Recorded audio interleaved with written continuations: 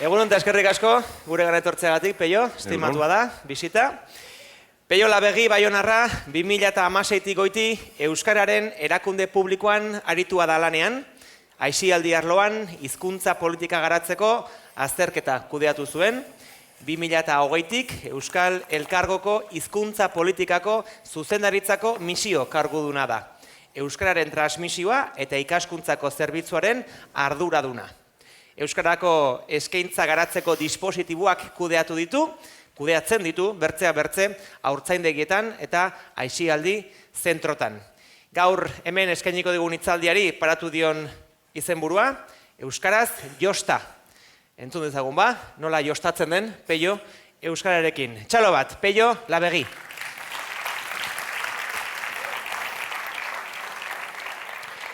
Egunon guztiei, nire aurkezpena aski formalagoa izanen da, lehengoari konparatuz, markamenak aintzinetik. Lehenik, 2 segunduz esplikatuko dizuet Euskal Elkargoa zer den, 158 erri biltzen dituen elkargoa da, eta hortan hainbat proiektu politiko lantzen dira, 21 arlo dira, besteak beste, uraren kudeantza, ondarkinak edo biztan da hizkuntza politika guri datorkigu beraz, hizkuntza politika hortan edo gure zerbitzuari aisialdi zentroetan euskarazko agera baten garatzeko helburua. Antolatzen gira beraz gure zerbitzuan bi helbururen inguruan, biztanleendako zerbitzuen eskaintza elebiduna egituratzen dugu, eta bestalde biztanleen informatze eta sentsibilizatzea dugu xede.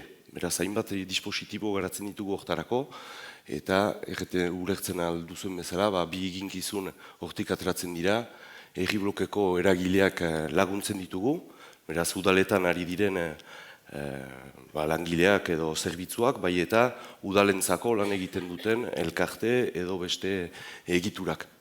Eta biztan da, urbileko lujalde animazioa, hau sentsibilizazioari lotua den eginkizuna. Euskaraz josta zer da, label dispositibo bat sortu dugu, eta hau da, azkenan hezkuntza arloan egiten diren, hezkuntza formalan egiten diren lanak edo aintzinapenen ondotik, koherentzian lantzen dugu beraz, euskarazko agera proposatu nahi duten aterperik gabeko aisialdi zentroentzat, dispositibo berezi bat, nun azkenean proposatzen dugun lau hizkuntza eredu, Euskarari leku bat emaiteko aisialdi momentuan, beti ere aisialdi formalizatu horietan, hemen ditzen ditugunak ere udalekuak, azkenan eskolaz kanpoa, eskola eguna ez delarik, oporretan edo gure kasuan, asteazkenetan ere halako agera antolatzen da. Beraz, label horren kudeatzeko, biztan da, bada hautetsi komisio bat biltzen da, hauek dituzte dosier edo txosten guziak aztertzen, kandidatura guziak aztertzen, gero prozedura pixka bat aipatuko dut, baina lehenago aurkeztu nahi nituzke, proposatu ditugun edo modelizatu ditugun lau hizkuntza ereduak edo agera ereduak, hauek biztan da, kargu kaier baten, edo baldintza bildu batean definituak dira. Baldintza bilduma honek, ez dut dena zehaztuko gaur, baina baditu 5 irizpide. Irizpide horiek dira agera hizkuntza biztan da, edo zonbat denboraz aurrek euskara entzungo duten azkenean, langileen hizkuntza gaitasuna, komunikazio elebidun baten plantan ematea ere biziki importantea zaigu, kanpoko eragileak ere ze hizkuntzatan jarduten duten, eta azkenik euskarri pedagogikoak nola erabiltzen dituzten, eta zeinetan euskarri pedagogikoak erabiltzen diren ageraren antolatzeko, edo aisialdi momentu honen antolatzeko. Pentsatzen alda progresio zerbait, nabari da progresio zerbait modeloen artean, baina azkenean ez da bat ere antolatzailearen gogoaren arabera bakarrik, bada ere egoera soziolinguistikoaren kontu bat, egan nahi du, aurrak agera zentrora heldu ziren garaian eta egan dezagun beti frantsesez egiten zaiela, eta ber aurrak etortzen dira gaur egun. Baina hizkuntza nahi dugu aintzinera eman edo hizkuntza baloratu, beraz, asmatzen da, aur kopuru honekin nola euskarazko jostatzeko momentu bat proposatzen alden. Beraz, lau modelo horiek, erdizka modeloa, beraz, behar aulena, baina pentsatzen duguna bederen minimo bat aseguratzen duena da, proposatzen duena aurrari egunaren erdia bederen euskaraz pasa dezan. Azkenean, bi talde egiten dira aurrekin, bat euskaraz funtzionatzen duena, eta beste bat frantsesez. Eta atxaldean, biak biltzen dira, eta maneruski, hala pentsatzen baitut, frantsesez egiten dute atxaldea. Aldizka modeloan beste agera mota bat, beraz, nun langile guziak edo ezitzaile guziak euskaldunak diren, eta azkenean agera egiten dute aur euskaldunai, baina ere aur elebakarrei. Gure kasuan frantsesa dakitenak bakarrik. Baina kopuru kritikoa euskalduna delako edo euskara ikasten baitu, pentsatzen da modelo honetan, denei euskaraz egiten aldera eta itzulpen modu batzu antolatzen dira, edo aurrek itzulpena egiten dute haien kider, edo izitzaileek bi hitzez, frantsesera itzuliko dute agindua, jokoa, edo haien postura. Bi modelo horiek kontsediratzen ditugu pixka bat modelo elebidunak, ulertu duzen bezala, bi hizkuntzak presente dira aurraren egunean. Bi azken modeloak aldiz gehiago murgiltze eredua jogatzen dute, beraz, azpikoa hasiko naiz pilaka hau murgiltzan da, aurrari agera egiten zaio euskaraz, eta ejan dezagun kondizioa da aurrak euskara ikastea bere ikastetxean. Eta taldeka modeloa, hau ere bermotakoa da, aldiz zentro osoa usaian, zentro osoa frantsesez funtzionatzen du, eta talde berezi bat sortzen du euskaraz funtzionatzeko. Azkenean, taldeak adinka egiten dira, eta hor ere, hizkuntzarekin bi adin talde bereko bi talde dira. Labelizatze prozedura, egan dizuetan bezala, beraz guk elkargotik laguntzen ditugu egiturak, eta hortarako plantan eman dugu prozedura bat, nun proposatzen dugun egiturek, euskarazko edo hizkuntza arloa edo hizkuntza proiektua gara dezaten haien agera proiektuan. Beraz, lehen parte batean informatzen ditugu, eta hortan gaude gure zerbitzuarekin egunero edo astero egitura berri batzuen ezagutzen, haiekin diagnostiko baten egiten, gure irizpideen arabera neurtzeko ze gaitasun duten euskarazko agera baten egituratzeko, eta bada lan sakon bat egina dena egiturarekin, posibilitateak aztertzeko azkenean. Hor, ereduaren autoa egiten da, zerbitzuekin, hautetxiekin, eta ondotik, akordio bat edo denek adostua dugularik zer dugun helburua, labilizatze eskaera egiten da. Labilizatze eskaera hori, ejan dizuedan bezala, aintzin txolasean, fitesko, hautetxi talde batek labilizatze txosten bat aztertzen du, eta kargu kaiera edo baldintzen bildumaren araberako neurketa baten ondotik, erabakitzen du, ea egiturak kargu kaieraren eskaera edo irizpideak betetzen dituen, ala ez. Kasu hortan, beraz, labela ematen zaio egiturari eta orduan pentsatzen alda euskaraz edozein eredutan funtzionatzeko gai dela, 3 urteko labela edo balioa du gure labelak eta 3 urtero gero berriz diagnostiko bat egingo da eta neurtuko da ongi doan edo laguntza berezirik behar duen. Kasu batzuetan egiturak ez ditu oraindik kargu kaieraren irizpideak osoki betetzen eta horretarako desmartxan izendatuko dugu egitura. Egan nahi du, labelizatze bidean lagunduko dugula egitura bere hautatu duen modeloaren irizpideak betetzen.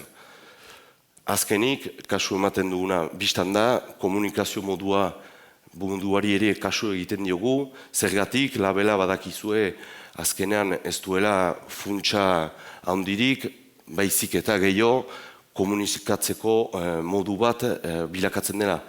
Irakurgarritasun gehiago ematen du euskararen presentziari egitura batean. Uste dut, aski argi gelditzen dela, agian, ikusiko galderetan gero. Beraz, egan dizuedan bezala, egitura batek euskaraz edozein modelotan funtzionatzen duelarik, labela ematen zaio, eta hainbatean autonomizatzen da, bere hizkuntza proiektua plantan emaiteko edo obratzeko. Beste kasu batean, labilizatuak ez direlarik egiturak proposatzen zaie laguntza bat. Laguntza hori, biztan da, kargu kaierari lotua da egin batean, eta nahi izan dugu laguntza teknikotikat, finantza laguntzak zehazten dizkizugu hemen txe. Lehena, Euskara Hezkuntza Proiektuari nola txertatzen duen kasu emango dugu eta lagunduko dugu egitura ere bere hainbat helburuetan, hezkuntza helburuetan, hizkuntzaren gaia txertatzea. Bistan da, lagunduko dugu ere egitura dituen langileak Euskarara formatzen. Hortan, simpleki, langileari proposatzen zaio Euskarara formatzea eta formakuntza plan bat, langile ezberdinekin formakuntza plan bat eraikitzen dugu, urtainitzeko askotan, eta nun, pixkanaka, hezitzaileek formakuntzan ikasten duten hizkuntza berri hori lanera ekartzea laguntzen ditugu. Beste azkeni 4 puntu horiek anekdotikoak dirudite askotan, proiektua plantan ematen dugularik, baina guretzat biziki importanteak dira, gaitasunaz gai ingurugunea zaindu behar baita,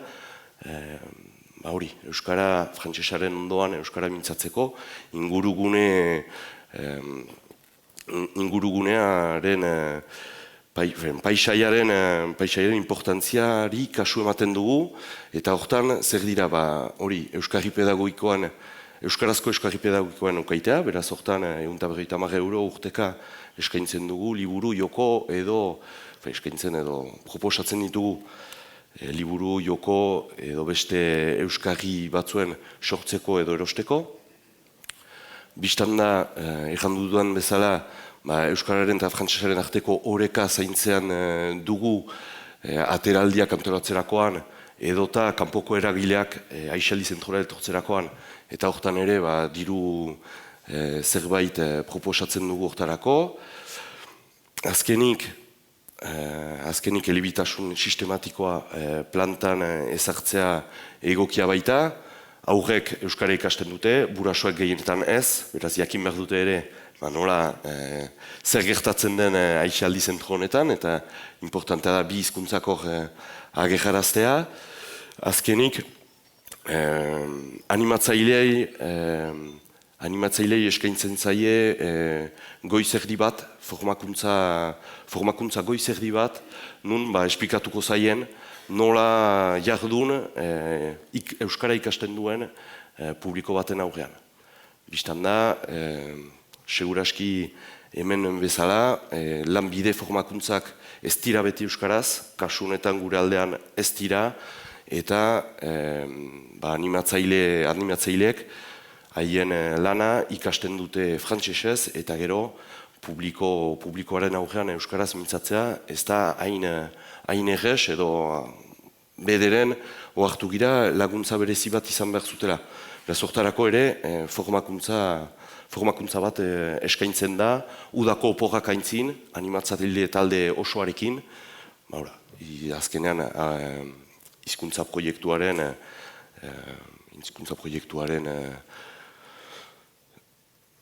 aipatzeko, sinpleki.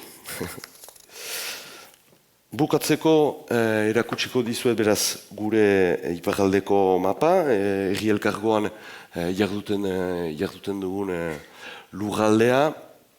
Bi kolore dira, zergatik eskumena ezberdina baita gure herrialdean, xuriz den lurraldea, kostaldeko lurraldean, herriak berek antolatzen dute aisialdi momentu hori. Beraz, gu herri elkargo gisa, herrien laguntzera goaz. Alde, arrosa hortan, barnekalde hortan, Senafarroa eta Suberoa nagusiki hartzen dituen lurralde hortan, herri elkargoak du eskumena. Egan nahi du, gure lankideek aisialdia antolatzen dutela. Eta hortan, baditugu hainbat aisialdi zentro, ikusten alden bezala pixka bat, nun gu haurek antolatzen ditugun, eta importantea zaigu, beraz, hortarako, eredugarri izaitea, beste herrien aintzinean, eta gure zentro guzietan, baditugu gaur egun ameka aisialdi zentro kudatzen ditugunak, eta pixkanaka gaur egun behatzik euskarazko aisialdia proposatzen dute lurraldeko aurrei. Nahi izan dugu Fitesko erakutsi ere garatzen ari girela, ikusten duzue beltzez eta suriz labelizatuak edo labelizatze desmartxan diren egiturak dira, beraz PA da pilaka, murgiltzean direnak, kostaldean baditugu hainbat egitura proposatzen dutenek, aur kopurua haundia delako, erresa zaigu egitura batean euskaraz proposatzea bakarrik. Barnekaldean zailago da, ikusten dituzuen Maule aldean eta Arrosa aldean ditugun bi P horiek pilaka, beraz, murgiltze ereduzko aisialdia proposatzen dute, baina soilik udantzeak urte guzian ez baitute oraindik gaitasuna. Beraz, mapa hori erakusteko pixka bat, gure edadura, proiektu berria da, duela bizpairu urte hasi girela horren garatzen, 10 urteko lan baten ondotik, azterketa hainbat ondotik, eta hor gaude plantan emateko momentuan, eta urrengo urtean azterketa baten ondotik, behar modeloen eraginkortasuna neurtzen ahalko dugu. Besterik ez dut gaiteko, barkatu txiste guti egiteagatik, espero ulertu dela. Mil esker handi bat, eta daiztarte.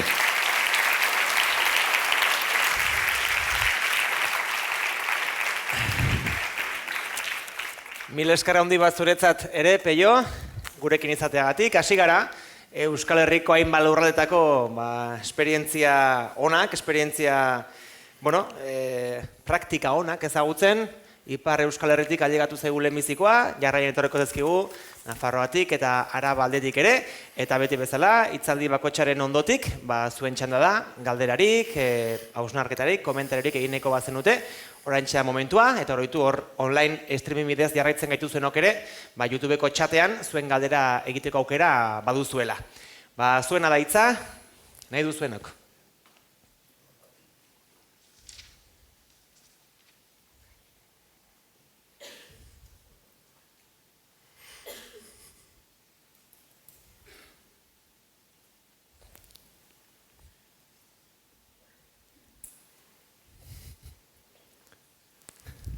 Gustatzen momentu, luzatu dezaketen dut beste 5 minutu.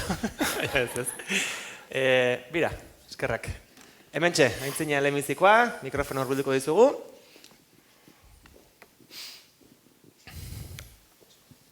Bai, eskarrik asko. Ez nahi kuriosidadea ematen dit, ze aur kopurutan ibiltzen zeaten? Balima dauzkezu datuk, gutxi gora bera? Bai, dependitzen du lujaldea eta egiturak. Baina gaur egun, desmartxan edo labilizatuak diren egituretan, gutxi gora bera, 400 bat aur errezibitzen dira.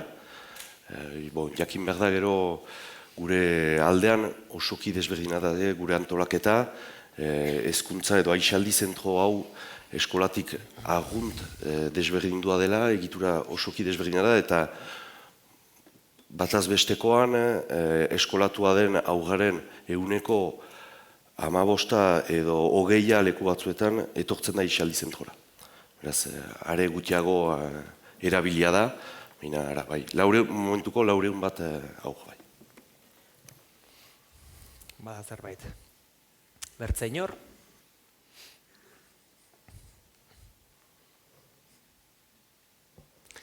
Bai, txaten ere zomen da galderarik, hortaz, eskarak ematea bertzedik ez, Peio Labegi, mila esker gurekin izateagatik, eta zanuntza.